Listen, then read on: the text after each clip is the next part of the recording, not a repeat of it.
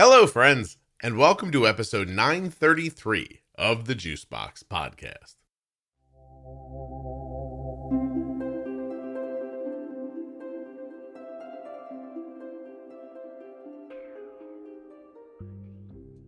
On today's program, what am I, my grandmother? Is it 1978? My program's on. On today's episode, I'll be speaking with David. He's the father of a child with type 1 diabetes, and he and I go down a number of different rabbit holes together. The topics of those holes are lost on me at the moment, meaning I forget. But while you're trying to figure it out, please remember that nothing you hear on the Juicebox Podcast should be considered advice, medical or otherwise. Always consult a physician before making any changes to your healthcare plan or becoming bold with insulin. All right, you ready? 3 quick ways to save money. Your first month of therapy at betterhelp.com/juicebox will be accompanied by a 10% savings for using that link. If you want to start with AG1 from Athletic Greens, you will get 5 free travel packs and a year's supply of vitamin D with my link, athleticgreens.com/juicebox. And you can save 35% off your entire order at cozyearth.com when you use the offer code JUICEBOX at checkout.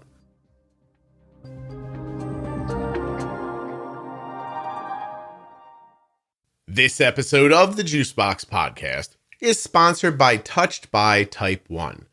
Go to touchedbytype1.org, go to their events tab, and you'll be able to get tickets to see me speak live pretty soon. It's June now, so I mean, in a couple of months if I'm not forgetting the date. I could look on my calendar, but it's late.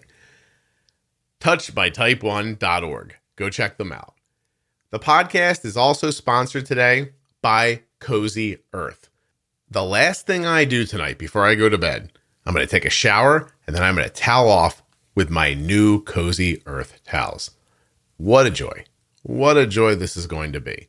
You can get those same towels and save 35% at cozyearth.com when you use the offer code JUICEBOX at checkout. They also have bedding and loungewear, all kinds of great stuff.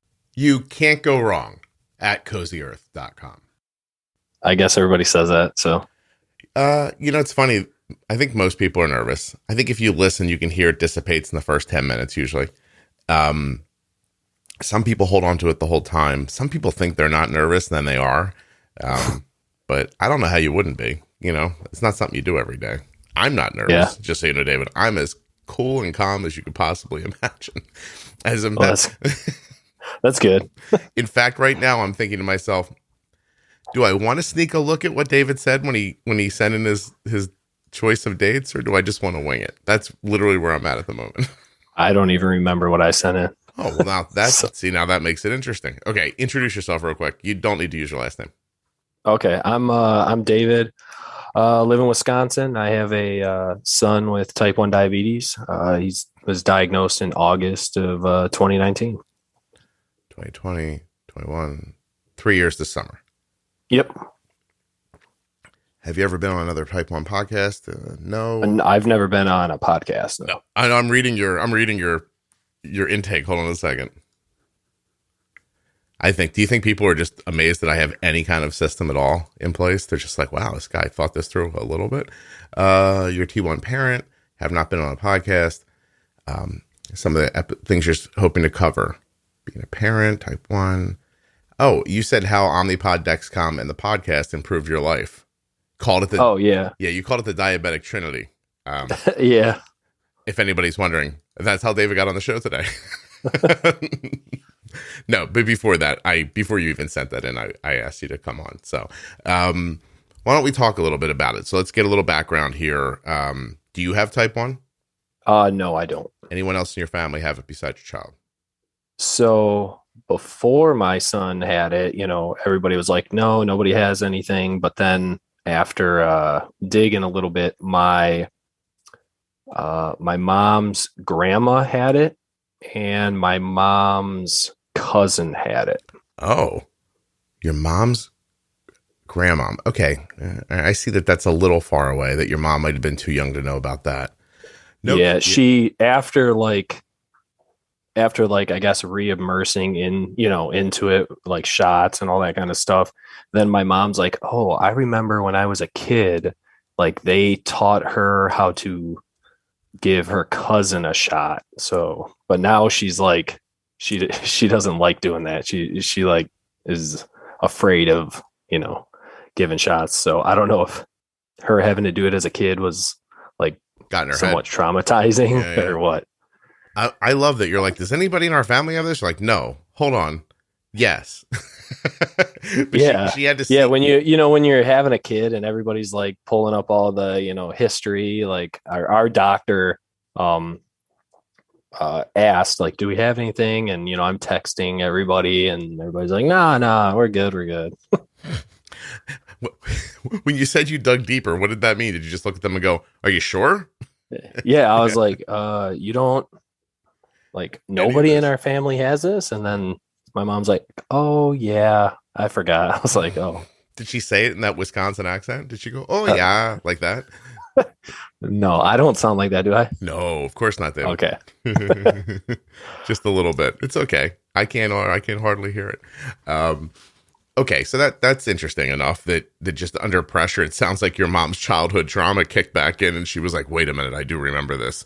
Yeah, the first time I was like, "Go ahead, give him a shot," and we use it's called a shot blocker. Well, we don't use that anymore because we have Omnipod, but we used a shot blocker, and my son's like, "Yeah, I can't even feel it," and my mom was like shaking, like her hand was shaking. She was like, I don't want to do this. I'm like, it's fine. Doesn't matter. I'm not doing it one way or the other. Well, that's maybe she'll get there. I don't know. It's been 3 years now. She was probably like, get a pump. We got the Omnipod. She's like, oh, this is awesome. Now I'll watch your kid again.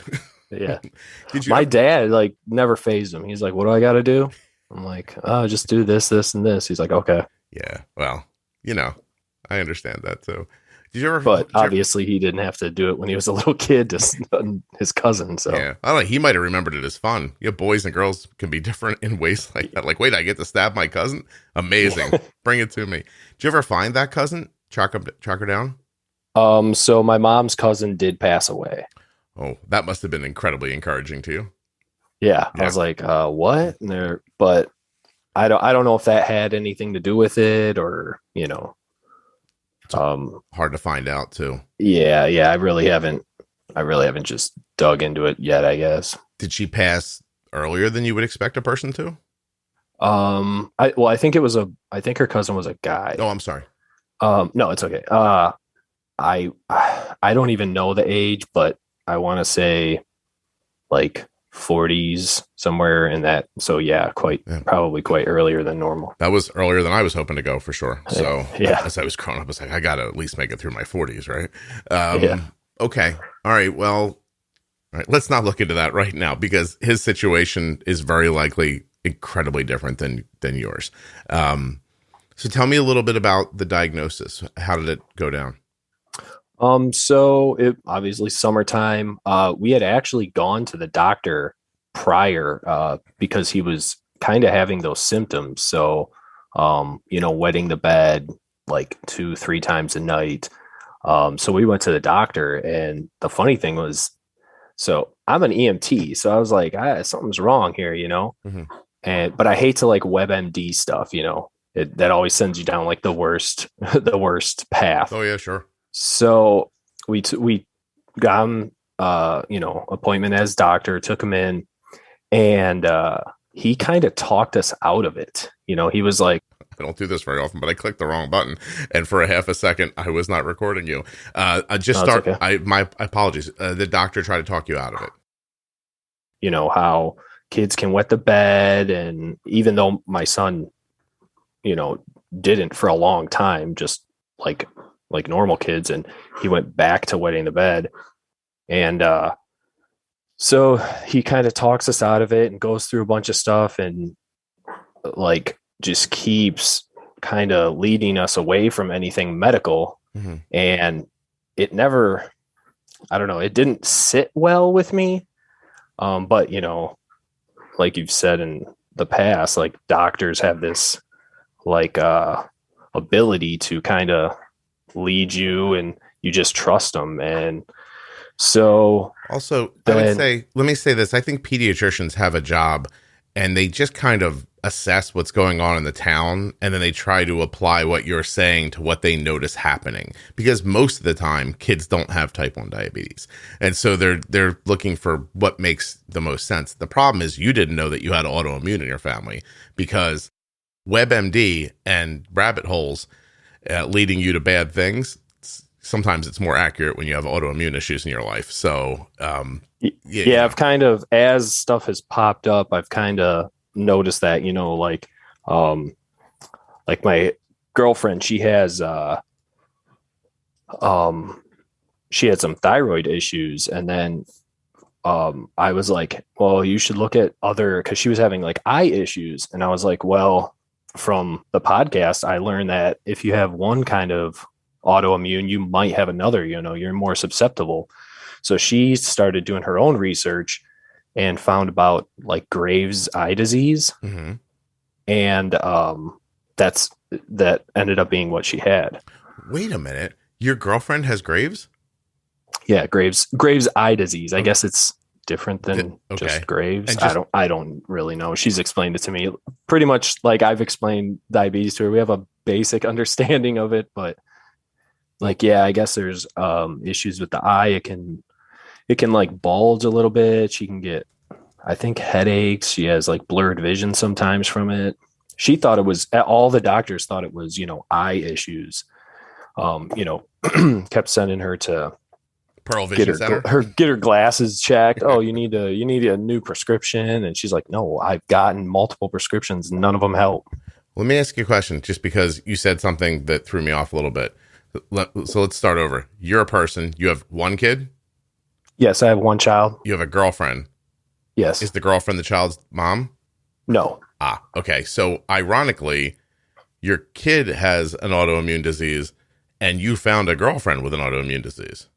Yeah. Look at you. Yeah, it was after too. Like she, we've been dating for a while and then she was having these issues and I'm like, you gotta go to the doctor, figure out what it is. And they were kind of sending her down, different paths. And she has like the, like that feeling like this is wrong. Like, I don't know what they're saying.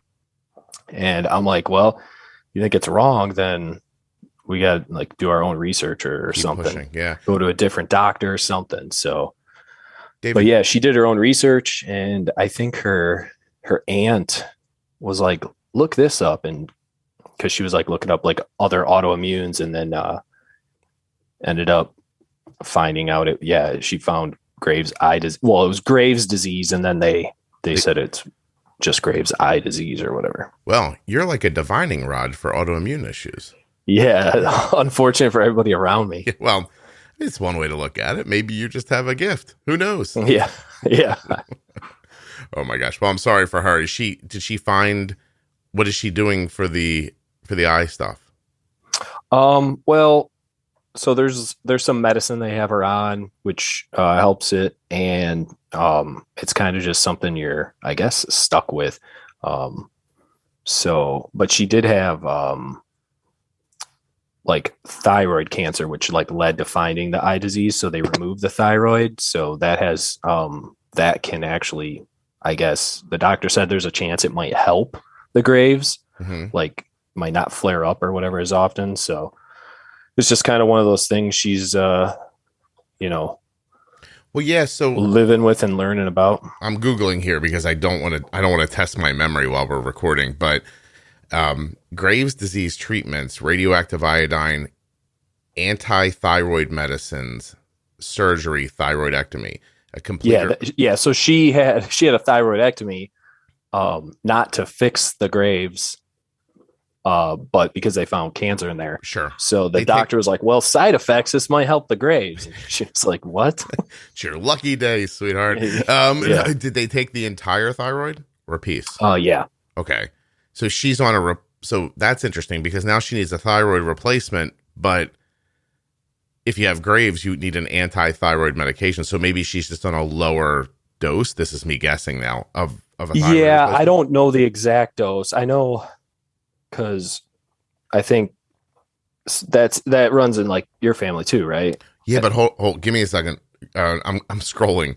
Graves' disease and thyroid eye disease, which they call TED, need different medicines. Medicine for Graves' disease treats the thyroid. Medicine for TED treats the eyes. That's why medicine for one won't work for the other. Oh, so she is putting something in her eyes? Like eye drops or whatever. I'm guessing. Yeah. She has some eye drops that were like prescribed, and then there's some other stuff that they have her take. Mm-hmm. There's like one over the counter thing. I don't even remember what it is, and then some medicine because of the thyroid. But I know I was asking her like, well, what are your levels? Like, I even know what I'm talking about. And she was like, well, they want it around here. And I was like, I think that's what I heard on the podcast.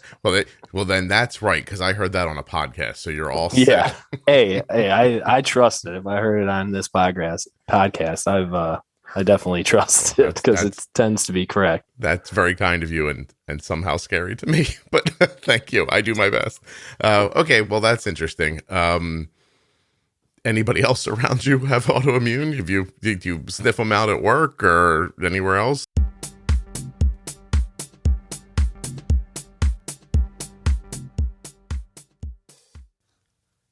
I am not embarrassed to tell you that I am sitting here again making a Cozy Earth ad in Cozy Earth joggers. That's just how soft they are. I spent a lot of my day today making social media for the podcast. So, I only had to be, like reasonably dressed from the waist up. And so I took the opportunity to wear these joggers all day. And I am so happy. You have no idea how soft they are and light, but warm, but not hot, but cool, but they're perfect. Are they perfect? They might be perfect. CozyEarth.com. Use the offer code Juicebox to save 35% on your entire order. Now, I'm on the website right now. I'm seeing a little click here for like a $50 credit. You might get that the first time you log on. There's clothing for men, for women. There's bedding. They break it down by bestsellers. What else I got here? Bath accessories. Accessories, is that a word? It is, right? I have the waffle towels. Oh, my goodness. Now, let me tell you what color they're in. I've got the waffle towels in what they call a... is it white? I think I got white. I'm not sure what they call that. It's white. I'm not embarrassed. So I've got the black joggers, the white towels. I have a blue sweatshirt. It's a ultra soft bamboo hoodie. Fantastic. Arden has these pajama pants. Like maybe they're not. Maybe they're joggers. I'm not sure. But they fit her perfectly. You know, Arden's not a person who puts on clothing and goes, I love it a lot. And I said, hey, Cozy Earth sent you some pants to try. She pulled them right on, came out, and she goes, hey, these are really great. And I was like, I knew it. I knew you would like those. And I think you might like some of this stuff as well. Just go check it out. CozyEarth.com. If you want something, great. If you don't, I understand. But don't forget, if you're buying, Juicebox at checkout to save 35%. I also want to quickly mention that Touched by Type 1, longtime sponsor of the podcast. If you go to their webpage and go to programs, I might have said events at the beginning, but I meant programs. Scroll down to annual conference, and there's a date. September 16th, 2023. Is a free conference for individuals of all ages and backgrounds. The goal is to educate, encourage, and empower all lives touched by type 1 diabetes, whether they have type 1 or just a connection to someone who does. You hear what I'm saying here? If you have any connection to type 1 diabetes, registration opens on August 1st. You can get absolutely free tickets to come to this wonderful event. I've spoken at every Touched by Type 1 event. They are... Don't tell the big orgs this, but best run, lovely, beautiful surroundings. The food is terrific. The speakers are great. So many great people are going to be there this year. I don't know if I'm allowed to tell you who. I know a number of them. What I can tell you for sure is I am one of them. Touchedbytype1.org. Go check it out. There are links in the show notes of the podcast player you're listening in right now, and links at juiceboxpodcast.com to Cozy Earth. Touched by Type 1, and all the sponsors.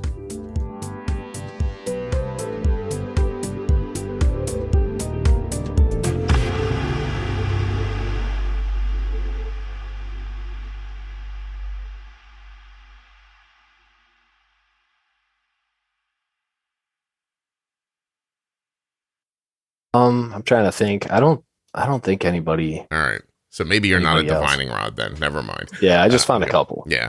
So how old is, I'm sorry, your son, right?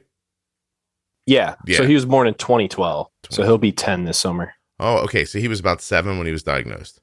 Yeah. He just turned 7 because his birthday's at the end of June, and then he was diagnosed in the beginning of August. Okay. Before we keep going, is there a dog in your room pushing a bone around on the floor? Yeah, I got a little Frenchie. Is he loud? Whatever he's doing, I find myself wishing he wasn't doing it. Here, let me grab his. Thanks. Give him something softer to play with. Yeah, he was definitely chewing on something. Or put a carpet in the room or something. I don't know. Is it a hardwood floor? Oh no, that was his teeth on the bone. That was his like breathing. Oh, okay. He was like snorting while he was chewing his toy. I see. Oh, over here it sounded like something clacking on a floor. My obviously Basil is mostly a French bulldog, and but his snorting is intermittent. Like you won't notice him, and then all of a sudden it's there. Oh yeah, he hasn't snorted all morning. Yeah. He's like, oh, you're on a podcast. It's time. I think that guy's recording his voice. Yeah, it's crazy. Anyway, nice dogs. A little stupid, but in a nice way. I don't know about yours. Mine is a little dopey. Oh no, he's pretty smart. He's a little puppy still though. Oh wow. Well, good for you. Mine's mostly okay, and then the dumb things he does are incredibly stupid. You're just like, wow. All right, buddy. Anyway. Son's diagnosed. What were the symptoms? What drew you to believe it? So he had the extreme, bedwetting. That was like the big red flag. And then he was with his mom. Jeez, the dog is like really. See, now I made you aware of the dog. Yeah. So then he was with his mom, and she had called me and was like, I'm taking him to the hospital. He's vomiting. And she's like, something's wrong. So her, intuition kind of was like, I need to take him to the hospital. Something's wrong. Mm-hmm. So we ended up going, there's a children's clinic in our city. So we took him there, and now, like, I don't know if I said it before, but like I'm an EMT firefighter. So I used to work in this area. So I know some of the hospitals, but I'd never, this clinic is new. So I really didn't know it. Mm-hmm. So we took him there, and they start going through their questions. And then the doctor, like I can see it in his face. I work with doctors and nurses every once in a while and stuff. And I was like, something, he knows what it is. Like he has it in his mind, but he's not telling us yet. I was like, okay, that's weird. So they're like, we're going to do a blood sugar. And I had actually thought about doing a blood sugar. Like I was at the store earlier that week, like, man, I should just buy one of these and just like test it and see. And I was like, after visiting with the doctor or whatever, it was like, oh, I'm just overthinking this. So the doctor tests his blood sugar, and I want to say it was 670 or 690 or something like that. Wow. So really high. So immediately then I knew. And then the nurse, I think it was the nurse that tested, because she left, and then his mom looked at me and was like, what does that mean? And I was like, it's not good. So like one of the things we get taught in EMT is like a sweet breath. So I was like, hey, just breathe on me. So he's like breathing on me, and it just smells like Starburst. And I'm like, did he have any candy before, on the ride over here? And she's like, no, he couldn't eat anything. And I was like, okay, well, I'm like, I'm like, he has diabetes. And then she was like, are you sure? And I'm like, I've like never been more sure. Yeah. So the doctor comes in and then he's like, we can't do anything here. And I was like, what do you mean you can't do anything here? He's like, well, we can't even give IVs here. And I'm like, well, this was a waste of time. So I'm like, okay, well, when we're going to go to the hospital, and he's like, we need to call an ambulance. And we're like right down the road from the hospital. Not for nothing too. If they called an ambulance and you were working, you might come to pick him up. So yeah, well, yeah. Now I don't work in the area. So okay. I don't know. Like I, maybe in the past I would have known the guys, but I don't, I didn't know any of them. And so I was like, well, no, I'll just take him to the hospital myself. And they're arguing with me. No, it's a liability thing and blah, blah, blah. And I'm like, yeah, let me sign an AMA, which is, basically lets advice. It basically relieves them if anything were to happen to my son, you David, know. And I know I know that from Grey's Anatomy. That's all I just wanted to say. Okay. Thank you. So the doctor's like arguing with me and he's like, well, fine, go up front and sign it. So I go up front and sign it, and then nothing happens. Like my son's not there. His mom's not with him. I'm like, what is going on? So I like try to go back, and the door's locked because it's a clinic. And I'm like, I need to go back there. So I go back there, and the doctor's like still like, kind of arguing with her, like pressuring her into calling an ambulance. And I'm like, dude, I know how this works. Like, it's going to be 3 minutes before they get in the ambulance. It's going to take them 5 to 7 minutes to get here. They're going to have to load them up. They're going to have to do stuff. That takes 3 or 4 minutes. Then the drive there, even if they're lights and sirens, it really doesn't save that much time. Yeah, if you just shut up, we could get there before. I'm like, I could have them there in 4 minutes. Yeah. Like, I'm like, it's fine. And they're like really adamant about it. And I'm like, then just call an ambulance. So he ends up going by ambulance to the local hospital. I told him, because there's 2 hospitals, so I told him which one that I wanted him to go to. And then, of course, I got in the car and I beat him there by about, I don't know, 5 to 7 minutes. Like I said, I would. Hey, I want to take a little detour for a second. How long? Well, let me start at the beginning. Were you and his mom ever married? Yes. Okay. How long had you been not married at this point? About, I want to say like 1.5 to 2 years, somewhere around there. Would you describe your co-parenting as like nice? Like up until then, was it going well, or did you not talk to each other very much? I'm trying to figure out how this. It was going pretty good. I'd say before that, on a scale 1 to 10, it was like a 6 or 7. You're divorced for a reason. So there's always that, but when it came to my son, I thought it was going pretty good. Okay, David, I have to tell you, I'm married, and I think communication at a 6 or a 7 sounds like a win to me. You said that, I was like, what'd they get divorced for? So, okay, so you guys were getting along okay. So it wasn't difficult for you to be in the room together or any of that stuff? No, okay, no. Okay. I mean, not for you. And I obviously I can't speak for her, right? But there's an outside possibility she's standing there thinking, oh, this ass. Yeah. Oh yeah, of course. Yeah. Okay, I got you. There's definitely a possibility of that. But yeah, for me, I've always tried to just like look at it like, what's the best for my son? Like, sure. If I have to be in an uncomfortable position, but it's best for him, then that's fine with me, Excellent. No, I just want to understand, because as we move forward, I feel like it's going to unfold. So I didn't want to not have context going there. All right. So you're at the hospital, you get done waiting for your son to arrive. They, do they take you at your word that he has type 1? Cause you just came from the clinic. You don't have to do all that over. Yeah. So, I just told the receptionist, I'm like, so there's an ambulance on the way. My son's in it, and I just said he has diabetes. I really didn't know. I knew one of them, from the basics, I knew one, you basically took insulin, and one you took a pill. Mm-hmm. I was 90% sure it wasn't the pill one. And I was like, yeah, this one's going to be a little bit harder than, diet and exercise and that. 'Cause obviously he's a 9-year-old kid that was playing soccer at the time. As like, it's not like he's, out of shape or anything like that.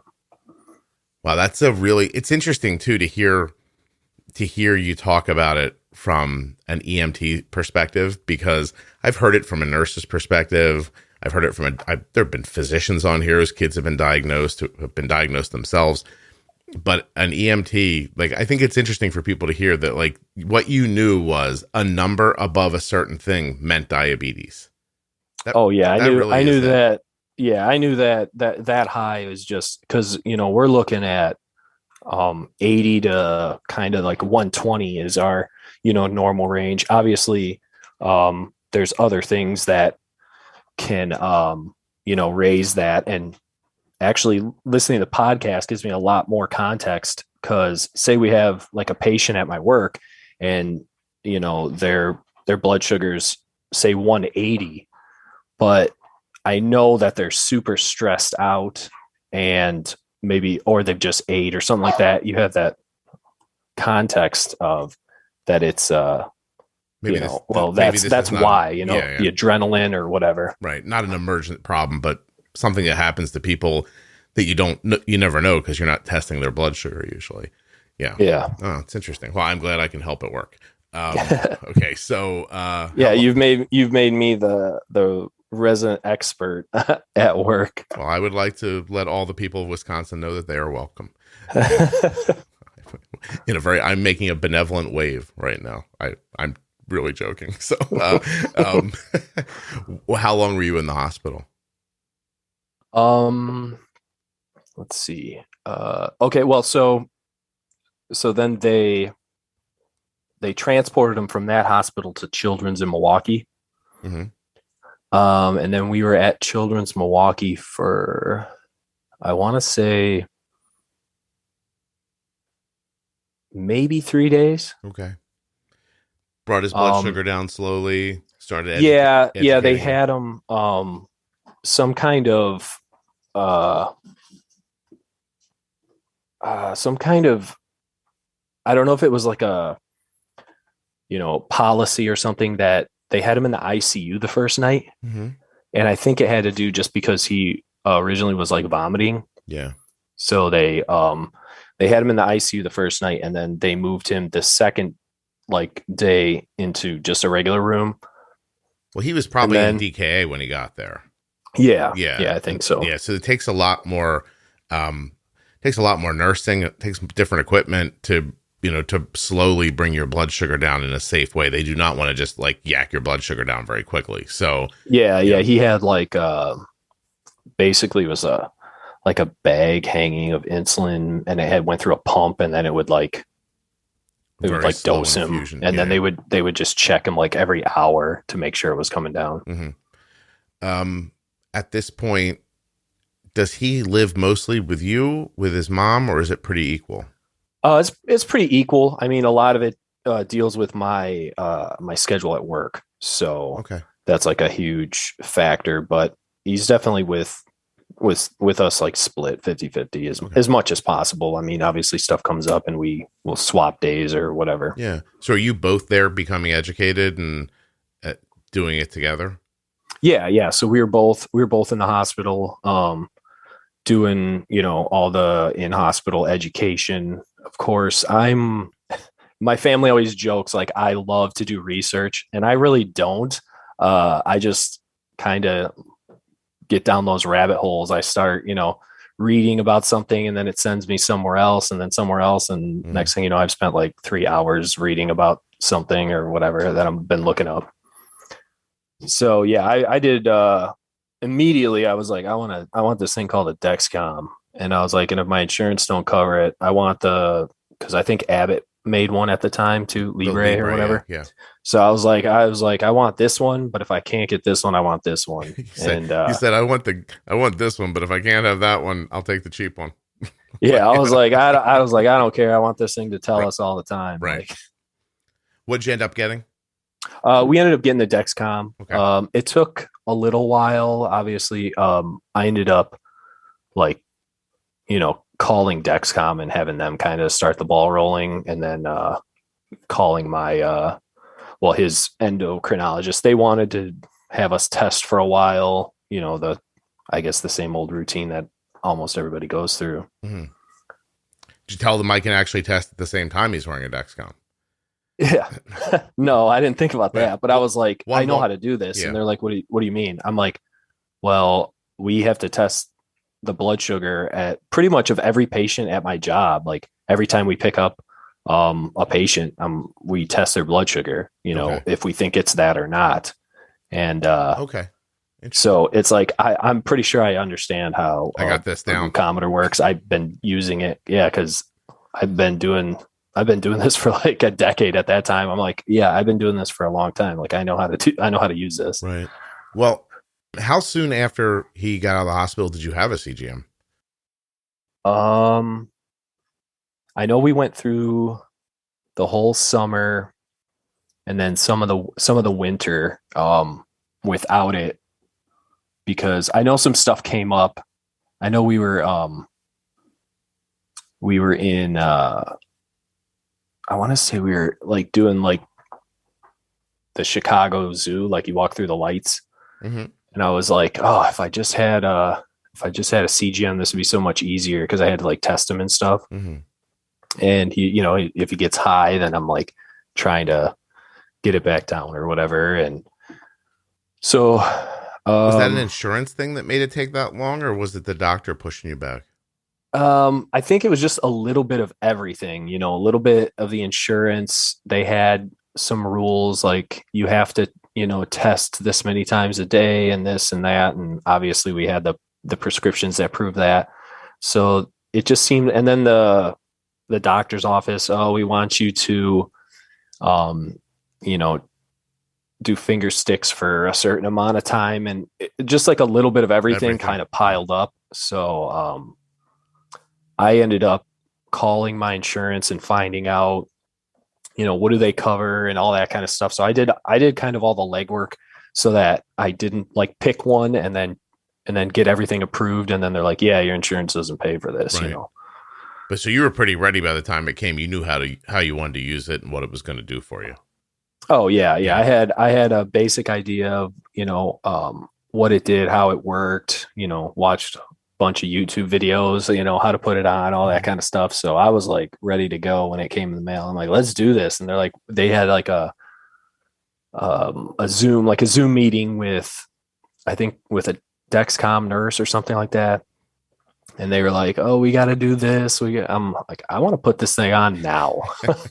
Lady, I've been thinking about this for a few months now. I'm good to go. Well, I know where I want to put it. I think I know how to insert it. Let's go. What did you learn? Or did you learn anything shocking or surprising after you could see his blood sugar constantly? We saw so at first when they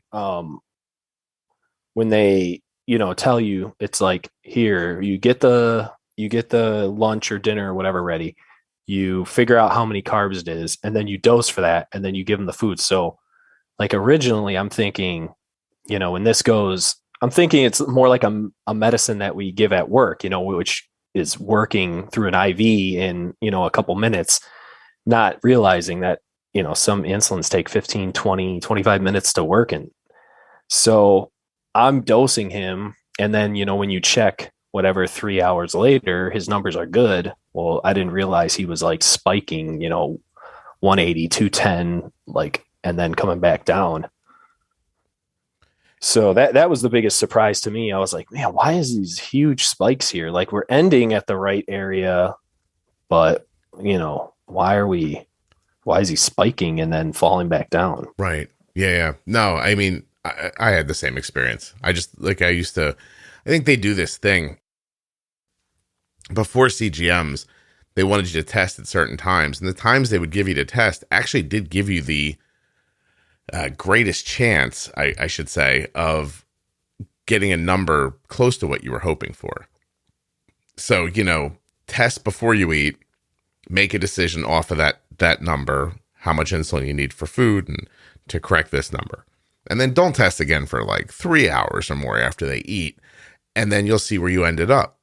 And you're like, okay. And, gosh, I started at 150, I ended at 110. This went pretty good because in your mind, excuse me, in your mind, you never went over 150 and you didn't go under 110. It's just how your brain like tricks you into believing this is what must have happened, you know. Then you throw on that CGM and you see 150 went to 170, went to 210, it was 280. Then it dropped like a rock for 5 minutes. Then it leveled off at 200. Then it fell again. And, you know, then you tested and you were 110 and you're like, oh, everything's fine. It shifts your perspective. So once you know that you want to make a change, what's the first change you make? And how do you figure out how to make that change? Well, then I want to say the first change we did was, you know, start pre-bolusing and stuff like that. I actually didn't want to so he's young. So I'm like, I don't know if I want him to wear a pump. You know, I was like, I don't know how beneficial that can be. So we kind of tried all the other stuff, you know, trying to do a pre-bolus, trying to find different foods that might not have like such a hard hit. Cause he was like a big like milk drinker. Mm-hmm. And he used to love those they're in the breakfast aisle. They're like, but they're not just milk. They got like protein and stuff like that in them. Yeah, sure. And they had way more sugar than like some other brands, but you know, we weren't paying attention to that beforehand. And I'm like, man, these things have a lot of sugar in them. And so you start looking at different brands like, okay, well, this might not hit as hard. This might not be as drastic. So I think the first step was like pre-bolusing and trying to choose foods that may not have had like such a big effect on the sugars rising so fast. Yeah. It's funny once you start paying attention what you learn about food specifically. People who don't have diabetes in my life, sometimes I'm like, don't eat that. Like there's nothing valuable about that at all, you know, or I'll say like, you have no idea what that would do to Arden's blood sugar. I'm totally interested in what it's going to tax your pancreas with. You know, like there's just certain things.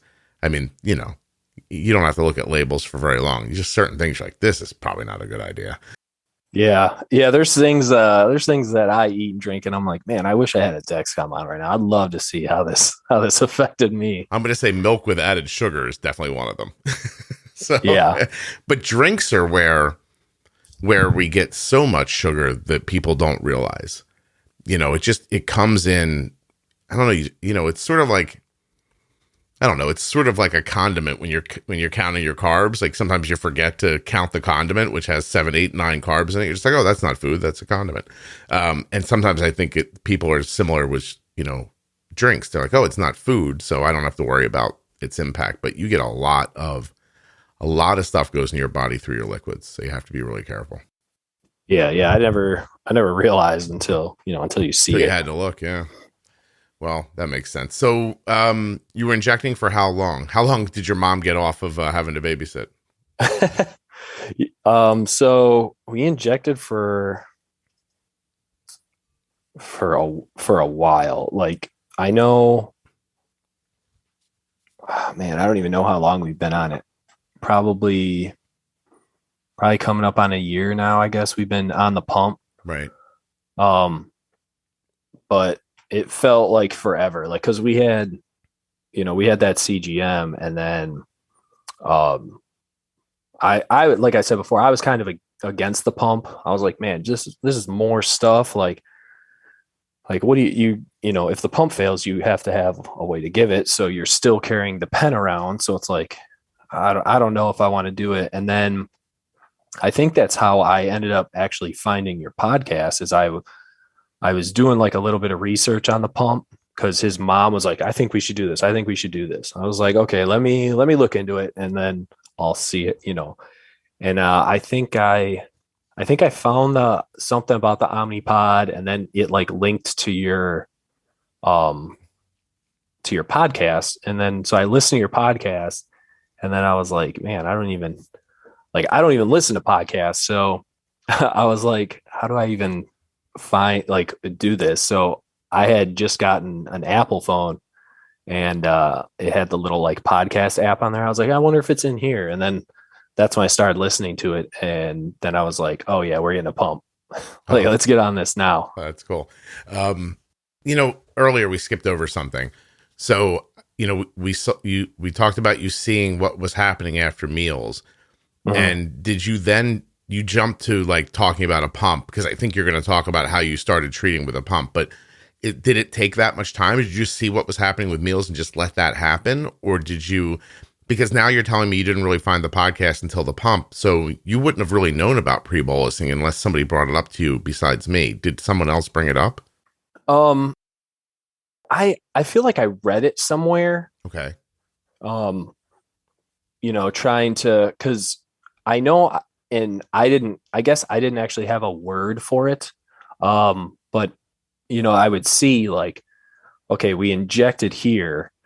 Now we're watching on the Dexcom and he's eating and then it's rising and then it's falling. And it's like, kind of putting two and two together. Like they're, why is it doing this? Why is it taking so long to like kick in? And then it made sense to you. Yeah, it kind of on a basic level kind of made sense. I just didn't have like a term for it or anything like that. So I know we did, because at first, like I would like dose him. I'd like give him his food now, Yeah.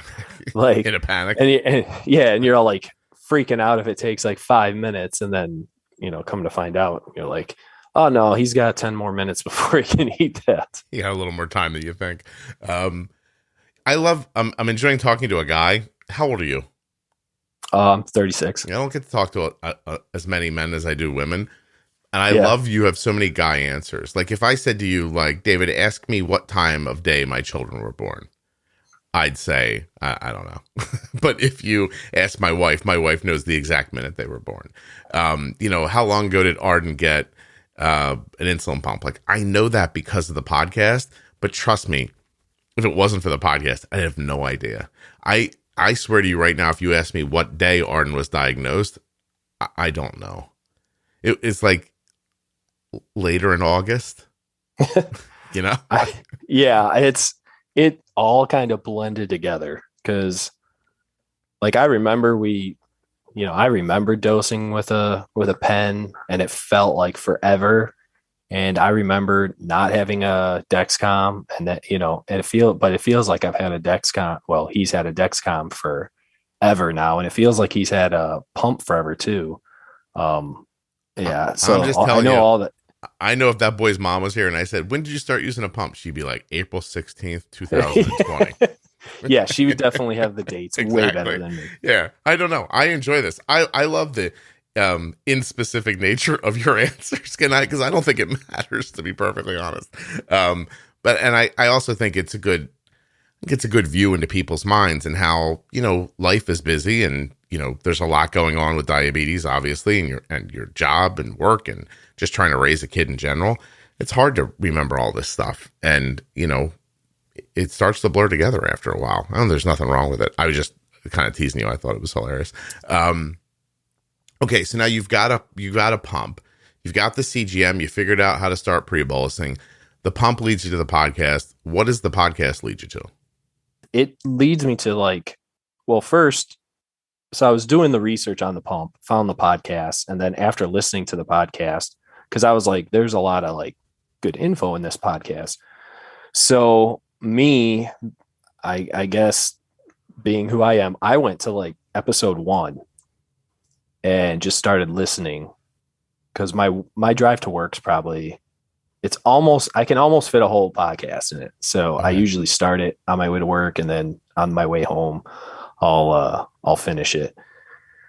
And I just started hammering those out and finding out kind of how much you can manipulate the pump, and find out, how you can adjust the basals and do all that stuff.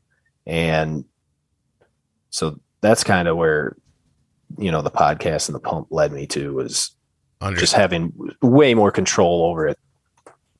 Not just thinking of the insulin as something that you put in and then it goes off and does whatever it does, and you're just hoping it doesn't run you over.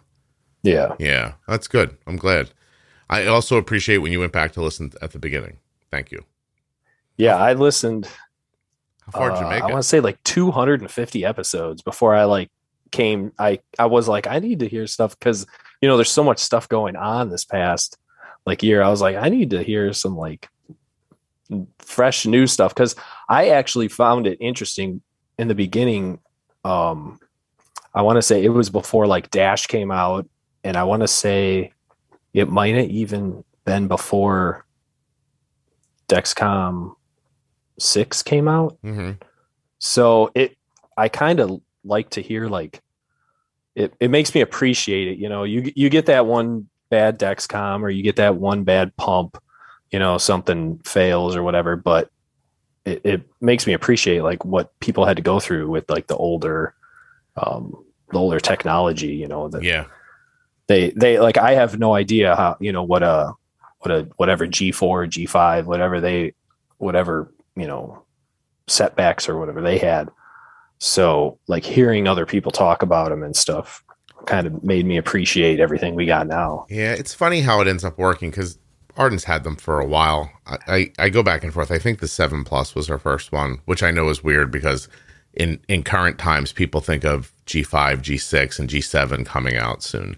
But there was they went to a different naming system at G4. They started 4, 5, 6, and now 7's coming. But nonetheless, it's just like every other technology thing. You get it. It's the best thing you've ever seen. And you're like, this is amazing. Then you use it for a while and you're like, this is amazing, but I wish it did this. Or I wish it didn't do that. Or it would be nice if this was rounder. Whatever. You start thinking. And the company thinks the same thing. They're like, huh, that makes sense. They hear feedback from people. They use it themselves. They go, all right, well, we'll make a little adjustment. You get the next one. And immediately you're like, this is the best thing I've ever seen. And I just try to imagine that at some point there was a person in the world who was like, wait, I can buy a glass vial for my needle and boil it at home and keep it clean. This is the best thing I've ever seen. Yeah, that's even a crazy thing to think about, that people had to like boil stuff at home. Last 100 years though. Just remember, insulin, like people were only giving themselves insulin. It's literally 100 years this year. Like, so insulin's 100 years old in 2021. I know it's about 2022 now, but only by a couple months. So insulin's only 100 years old. And we went from good luck, you're going to die, to here, inject this will maybe keep you alive, to, hey, run around a lot. Don't eat carbs ever. Maybe that'll keep you alive a little longer, to, no, we figured this out, inject this. People started living with diabetes. It sounds sad looking backwards, right? But prior to insulin, you got diabetes type 1. You just died. Like that was it. Yeah. That's 101 years ago. I have diabetes type 1. I'm going to die. And then all of a sudden, here's some insulin. Some people lived really well on it. You hear some lucky stories from the beginning. People just went on forever. But even if you got people into their 30s and 40s back then, it was a huge win. Like they got a life that they weren't going to get, And then that's a crazy thing to like even to consider, try to fathom. And everything from the past colors the future. So that's what slows down care sometimes, is that sometimes you're talking to an older doctor who has a foot in the past, and they're just like, please, if you make, there was probably a time in the last 30 years that they thought, if you make it to 40, good for you. And now all of a sudden people are saying like, look, there really may be no reason, given current insulins and technology, that this even impacts the length of your life if you understand it early enough. I'm thrilled that you figured it out that early. See that little thing people made fun of you for? David goes down rabbit holes. It helped. Although, in fairness, your ex seemed to know before you. She's like, yeah, I was like, why are you so set on a pump? Like, why do you want this? And then I started reading about it and I was like, oh, you're right. I bet you if you'd have said that a couple more times while you're married, you might still be married. Yeah. Lesson learned, David. So I'll tell you what, the next girl is going to be right about everything. Oh, yeah. She is. My girlfriend is right about everything. See? I knew it. David doesn't have money to do that twice. He's you're right. You're 100% right. We should definitely we're going to light the cat on fire because it seems like it's something you want to do. Let's do it. That's hilarious. Not that women want to light cats on fire. You understand what I'm saying? I picked a crazy idea and yeah, not I understand where you're going. I know you do, but there are women listening who are like, I would never light a cat on fire. I'm like, I know you wouldn't. Calm down. Now I said calm down to women. Now I'm screwed, right? Yeah, See, I haven't learned it. I've been married. Now you're done. I've been married how long? And look at me. In an attempt to be funny, I said the worst thing in the world that you're not allowed to say calm down to people. That definitely does not work. No. Listen, I joke around with, are you in the Facebook group? Yeah. So do you know Isabel moderates the group for me? I didn't know that much. I definitely try to, inject where I can or whatever. And, but I didn't know, I don't know any of the moderators. So it's just it's me and this lovely woman named Isabel who helps, mostly what she sticks with is she jumps in, gives pushes people oh, you have a question? This episode will help with that. She's doing that kind of stuff, which is really great. Okay. But we talk privately, and I joked with her recently and I said, I'm going to write a book. It's going to be a short book. It's going to be called Things You Can't Say to Your Wife. It'll be like a pamphlet. And calm down, definitely one of them. I think how many lives could be saved if you just knew. You just hand it out at the wedding. Exactly. I think I told her, I'm like, we're going to call it you can't say to your wife. I was like, I'm going to sell 1 million of them. And they're only going to be it's going to be 3 or 4 pages long, but it's going to save your life. You keep it like a reference in your pocket. You feel yourself talking, you flip to it and you go, ooh, no, I can't say that. Never mind. Yeah. And by the way, there are things you shouldn't say to your husband either, but I don't see anybody sweating that. Yeah, they don't worry about that too much. Look at you generalizing. You said they. Now you're in trouble. Good. Get me off the hook.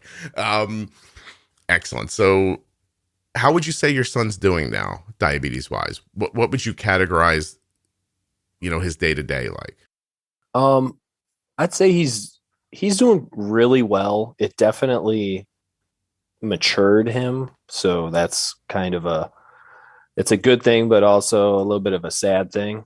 But we got him, obviously I used a lot of your advice. We got him a cell phone, which he has at school.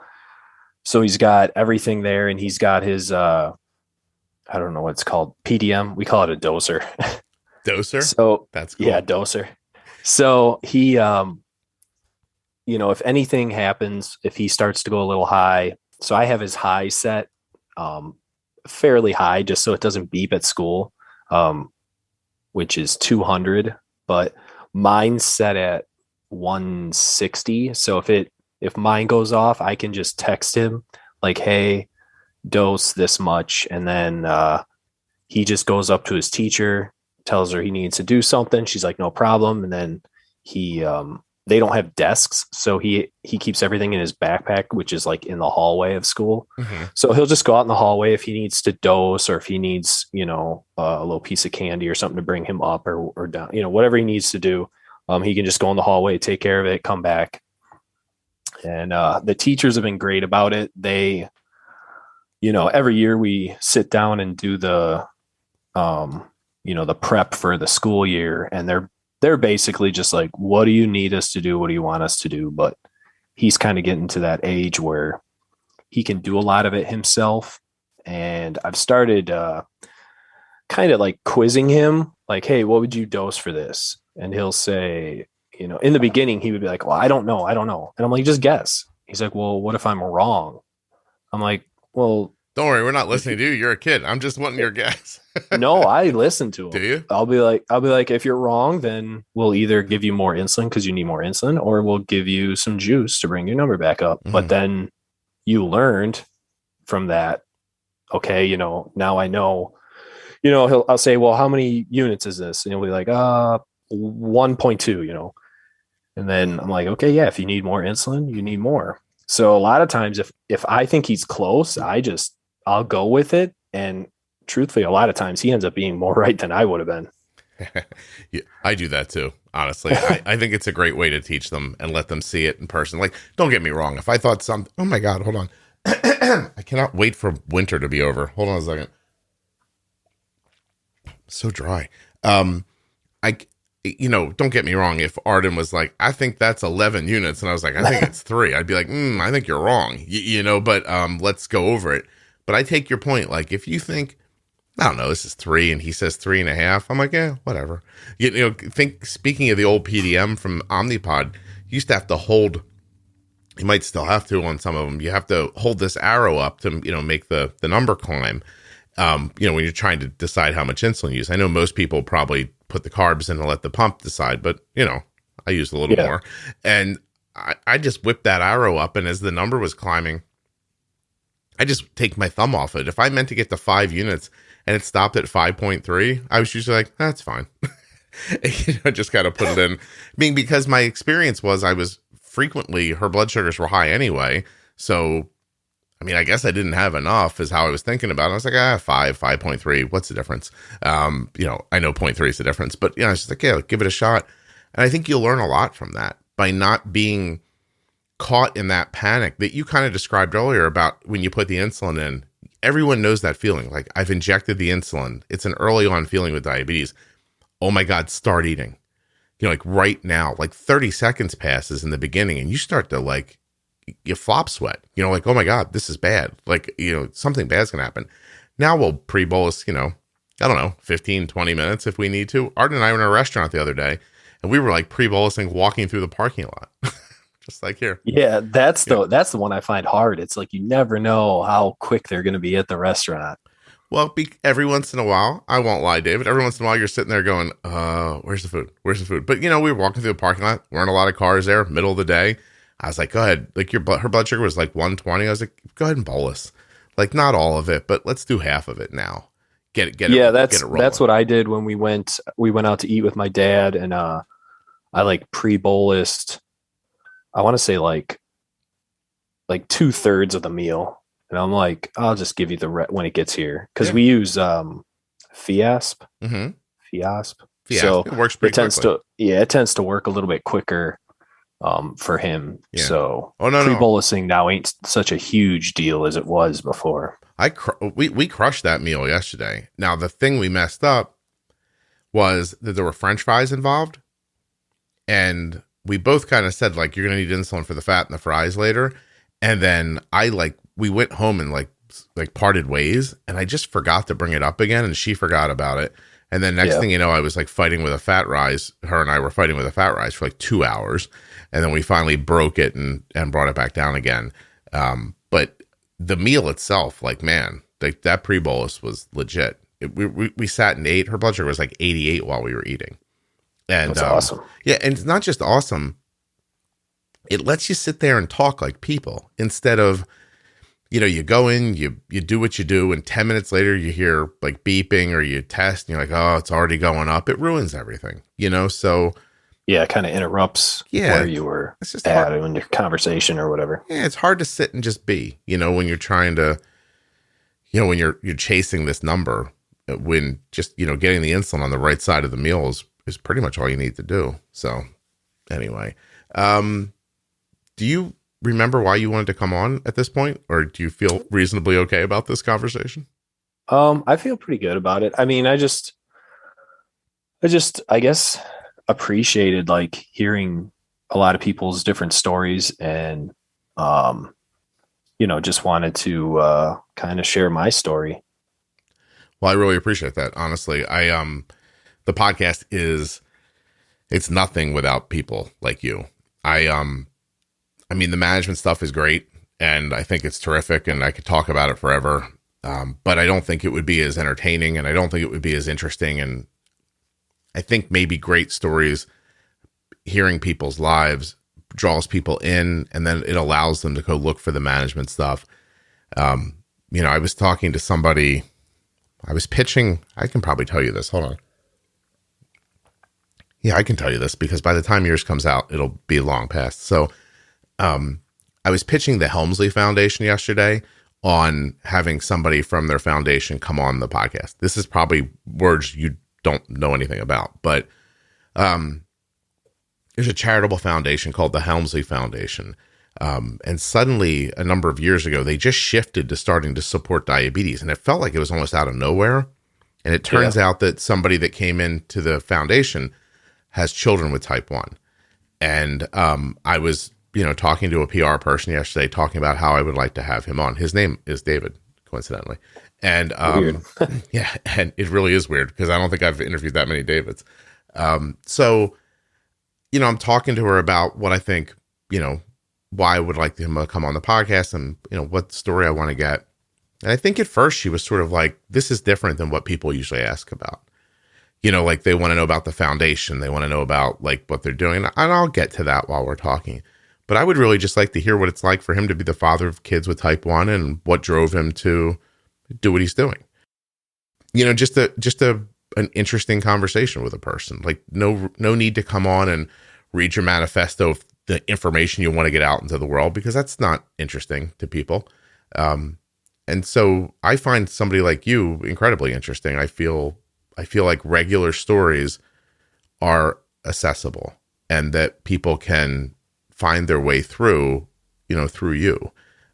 So I really appreciate you doing this. Not that, the guy from Helmsley is not going to be really interesting, but if I just had on, I don't know, practiced voices in the diabetes community over and over again, you would just hear the same 4 stories over and over again. So, I really do appreciate you taking the time to do this. Yeah, I find that the stories, it's kind of like your podcast is kind of like how we train, like as EMTs and stuff. A lot of times, or even as firefighters, a lot of times you get somebody that's, been like they're teaching the class. So they'll teach you something in the class, but then they always have a story related to whatever they're teaching you. So like I've been learning kind of that way since I've been doing this. And so when I found the podcast, I was like, I don't know, stuff really stuck with me. And I don't know if it's just because that's how I've been kind of learning through my career. Mm-hmm. So I just find it like super easy to retain stuff that people say. And then I can, look it up, do my own research, see how it, try it out or whatever it may be. But yeah, that's what I find super helpful. It's amazing. I'm happy that it's valuable to you. I really am. It's obvious to me that these conversations are important and that they don't have to have any goal when they start. Honestly, you came on to say, in your intake form, you're just like, I don't know, I like the podcast and we got some technology, but we didn't talk about any of that really. And it's an insight into your mind and your situation. And then other people can hear it and find commonality and think, okay, like that worked for him or it didn't work for him, or I could try this, or maybe guys are just listening right now going, I can't tell my wife to calm down. No, you can't. You cannot tell her that. It doesn't even matter if she's literally, if that's the best advice in the world, you're not allowed to say that. I could say it. Actually, I've actually had private conversations with people where they're really upset about diabetes. And I'll say, can I tell you something that I assume your spouse wants to say to you, but they won't? They're like, sure. I'm like, you got to calm the fuck down. So I'm like, you're out of your mind. Like, just relax a little bit. You know what I mean? You can't just, you can't be at this level of panic constantly. It's not okay, but it's not something you'll accept from a person in your home. You'll accept it from a stranger, but I don't know. Anyway, somebody gets something out of this conversation and maybe it leads them to another conversation or leads them to a device or how to fight for something that they need with their doctor, whatever it ends up being. Like it would be foolish of me.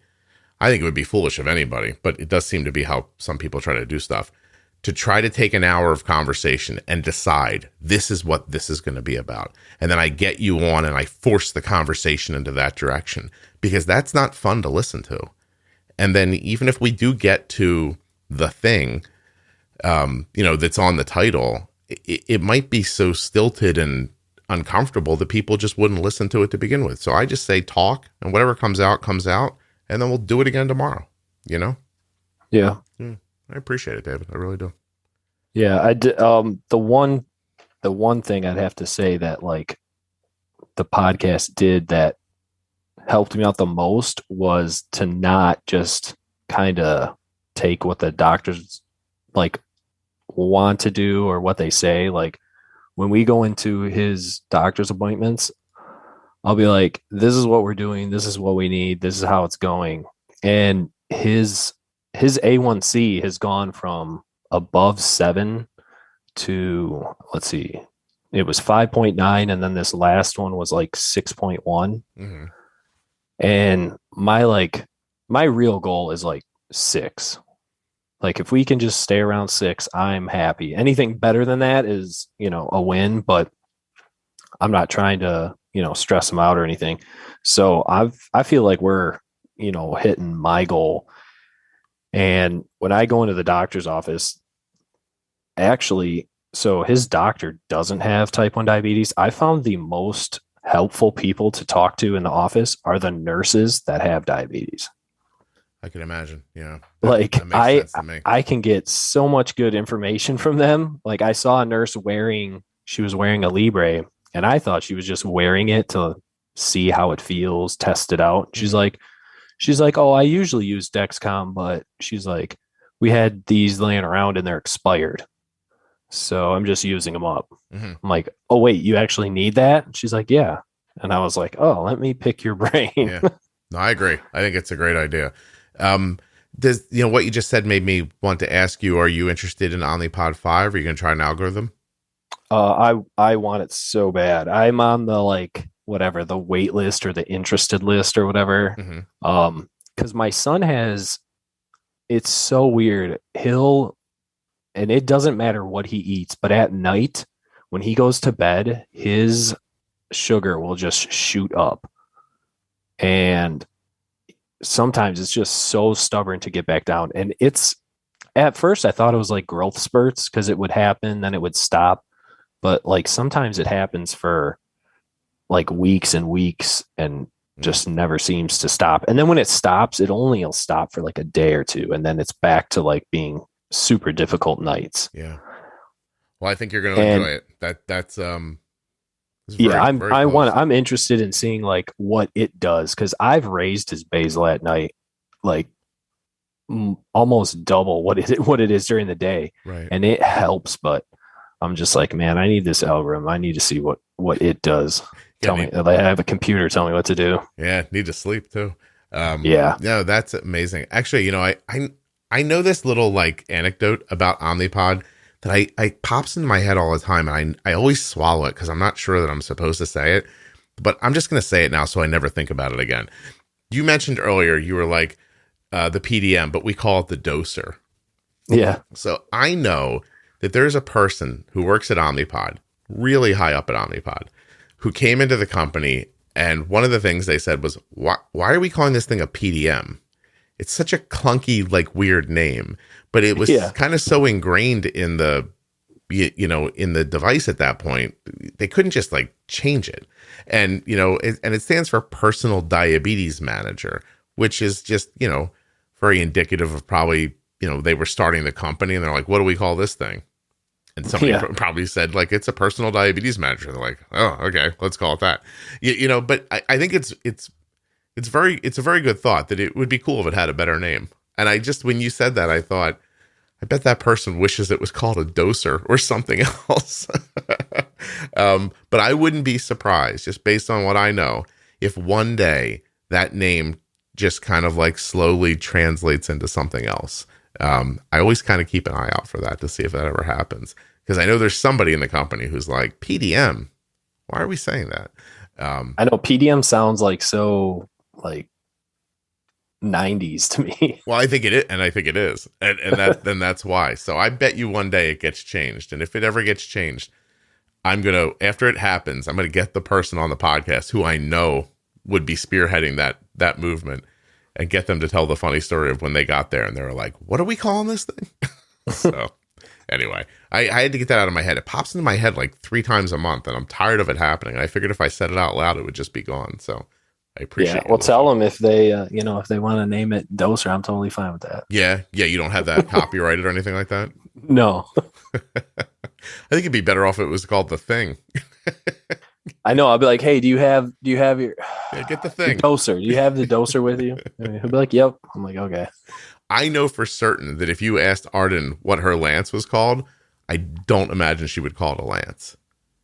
I don't know what she would call it. I don't even think we call it anything. I hear people call it pricker, or this. I've heard somebody say it was the stabber once. And The stabber. That sounds bad. Yeah, and I'm like, oh, I wouldn't say that if I was you. But anyway, I don't even know what Arden would call it.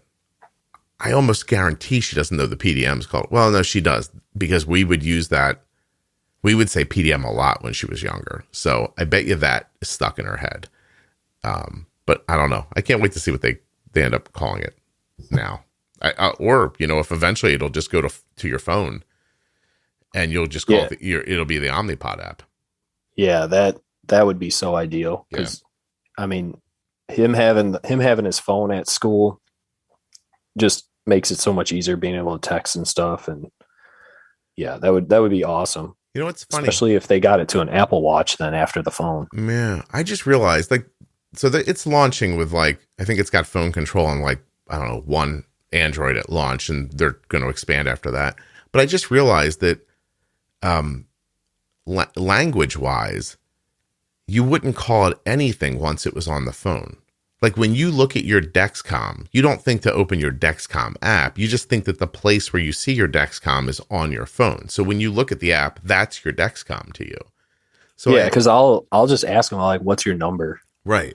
So it's not like it's even an app to them. It's a portal and you don't think about that way. So I imagine once phone control for pumps goes, it won't actually need a moniker like PDM. It'll just be like, we need to bolus now. And then that'll just be the place your mind goes to accomplish that. I don't think of Netflix as being on an app, but it is. I just think of it as Netflix.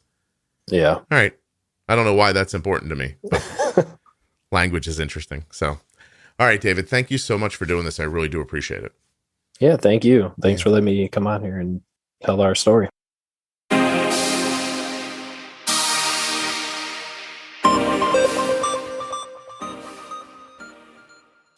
Huge thanks to David for coming on the show and sharing that story.